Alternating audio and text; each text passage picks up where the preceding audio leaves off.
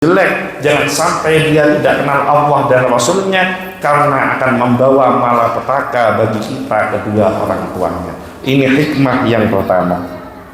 Kemudian hikmah yang kedua, kita berjumpa dengan Nabi Muhammad, berjumpa dengan Nabi Adam alaihissalam, bahwa ternyata meskipun hari ini muncul suku yang macam-macam, ada orang Tionghoa, Arab, ada suku Melayu, ada suku Jawa, ada suku Dayak, ada bahkan mungkin dari bagian Eropa sana, ada bule turis yang macam-macam itu. Ternyata apapun warna kulitnya, apapun bentuk rambutnya, bentuk matanya, dan bentuk fisiknya, kita semua ini berasal dari satu sumber yang sama. Kita semua ini adalah keturunan dari Nabi Adam alaihissalam. Maka jangan pernah merasa lebih mulia antara yang satu dengan yang lainnya. Ketika Nabi Muhammad akan wafat, beliau melakukan sebuah pidato, melakukan sebuah khutbah, yang mana salah satu isi dari khutbah itu, tidak ada kemuliaan bangsa Arab di atas dibandingkan dengan bangsa di luar Arab, dan tidak ada kemuliaan bangsa Ajam, bangsa selain bangsa Arab, lebih mulia daripada bangsa Arab. Tidaklah kulit putih lebih mulia daripada kulit hitam, dan tidaklah kulit hitam lebih mulia daripada kulit putih. Semua di hadapan Allah sama, derajatnya sama. Yang membedakan kemuliaan antara yang satu dengan yang lainnya adalah inna akramakum indallahi atqakum. Ini belum tentu yang saya pakai jubah, pakai surban begini, belum tentu mulia di hadapan Allah Subhanahu wa ta'ala dibandingkan bapak ibu, apalagi para mu'allaf tadi yang baru memeluk agama Islam. Bisa jadi di hadapan Allah para mu'allaf ini lebih mulia dibandingkan saya yang menyampaikan materi-materi keagamaan. Kenapa? Kalau sampai saya menyampaikan materi agama, apa yang diucapkan tidak sesuai dengan apa yang dilakukan, maka ini akan dimintai pertanggungjawaban oleh Allah. Apa yang ada di bibir beda dengan di hati, maka akan dimintai pertanggungjawaban oleh Allah.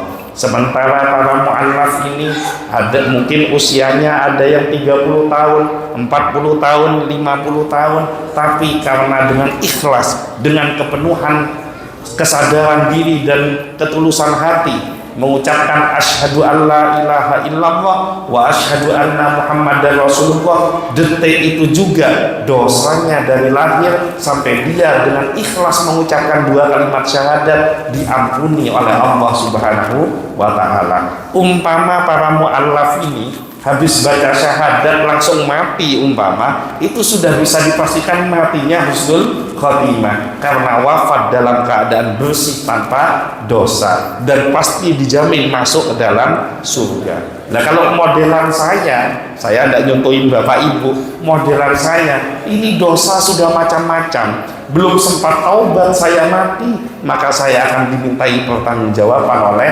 Allah. Kemudian hikmah yang kedua, perjumpaan Rasulullah dengan Nabi Adam adalah kita diingatkan untuk senantiasa menjaga ketaatan kita kepada Allah. Siapa orang-orang yang bisa masuk ke dalam surga adalah orang yang taat dengan perintah Allah, taat menjalankan segala perintahnya, dan taat untuk menjauhi segala larangannya. Siapa yang masuk ke dalam neraka? Orang yang ingkar kepada Allah, orang yang ingkar kepada aturan-aturan Allah, orang yang membangkang kepada aturan-aturan Allah, mengerjakan maksiat dan kedurhakaan dengan penuh kebanggaan. Hikmah yang berikutnya, setiap perbuatan pasti akan mendatangkan balasan. Jangan dipikir kebaikan yang kita lakukan ini tidak mendatangkan balasan. Bahkan hadir di majelis ilmu seperti pada malam hari ini semuanya ada balasan yang baik. Ada sebuah hadis ini hadis qudsi, saya terjemahkan pakai bahasa Indonesia karena agak panjang kalau dibaca Arabnya. Suatu saat dalam hadis qudsi ini diceritakan, setiap ada orang yang berkumpul seperti malam hari ini di sebuah majelis yang mulia ini, malaikat itu laporan kepada Allah, ya Allah, contoh malam hari ini Ya Allah, malam hari ini malam Senin ini ya, betul ya, malam Senin, malam 7 Sya'ban kalau tidak keliru, berkumpul hambamu ya Allah di sebuah tempat yang namanya Masjid Al-Huda di Bukit Batu, Kota Singkawang. Mereka kumpul ngapain? Berzikir kepada Allah, bersolawat kepada Rasulullah, mendengarkan lantunan ayat suci Al-Quran, mendengarkan risalah-risalah yang dibawa oleh Nabi Muhammad SAW yang disampaikan oleh pengkhutbah atau muballigh. Semuanya berada di dalam masjid dalam rangka taat ibadah kepada Allah. Terus Allah tanya kepada malaikat, malaikat itu yang hadir malam hari ini di Masjid Al-Huda yang hadir, ada nggak satu orang aja pernah melihat surga? Ini ada yang pernah melihat surganya Allah?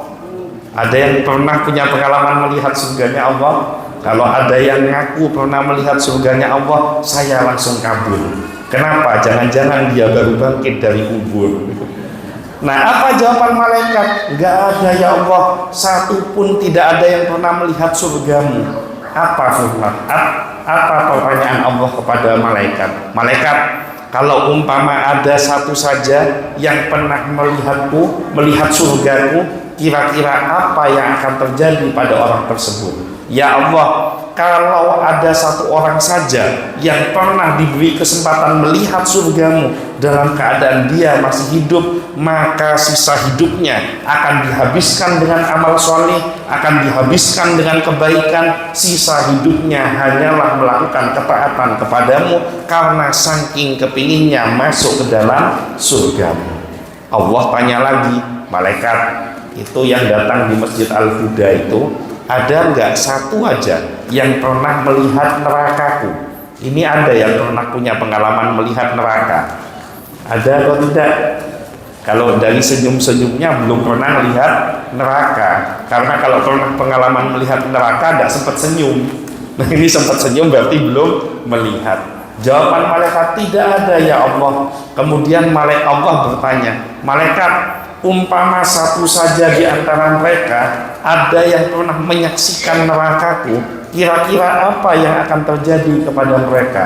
Dijawab oleh malaikat, ya Allah, kalau satu saja hambamu pernah menyaksikan nerakamu, maka niscaya sepanjang hidupnya dia tidak akan berani berbuat dosa sekecil apapun karena takut dimasukkan ke dalam nerakamu.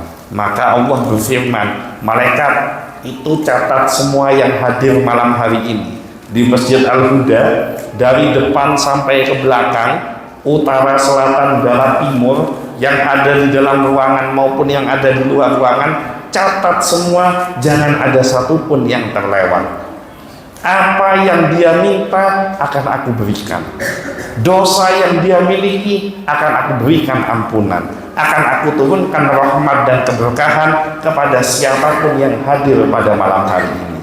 Malaikat terus tanya kepada Allah, protes, ya Allah, ini ada satu ya Allah duduknya di pojokan, yang lain semangat ikut pengajian, yang satu ini ngantuk sampai tertidur. Lah ini gimana ya Allah? Jadi orang kalau datang ke pengajian terus tidur itu bikin pusing malaikat, karena mau dicatat dia tidur, enggak dicatat dia datang. Nah, tapi apa jawaban Allah?